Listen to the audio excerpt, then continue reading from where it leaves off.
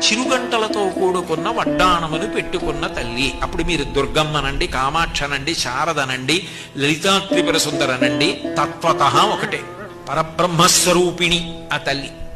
అప్పుడు ఆమె చిరుగంటలు పెట్టుకున్న తల్లి వడ్డాణం అనడానికి కారణం, పురుషులైతే గంటలు లేని వడ్డాణం పెట్టుకుంటారు. పూర్వం చక్రవర్తులు, రాజులు వడ్డాణం పెట్టుకునేవారు.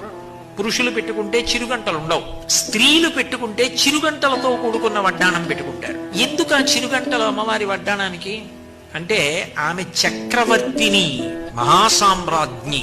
అంతకన్నా గొప్ప కారణం ఏమిటంటే, మహాయోగులైన వారు ఉంటారు, వాళ్ళు అమ్మవారిని ఉపాసన చేస్తున్నప్పుడు మరాళి మందగమన, వారి ఊపిరిలోనే సోహం సోహం అని వారి ఊపిరి తీసి విడిచిపెడుతూ మెల్లగా అమ్మవారిని ఉపాసన చేస్తుంటే ఆ దుర్గమ్మ యొక్క పాద మంజీరముల శబ్దములు ఇక్కడ వింటారు. చిరుగంటలతో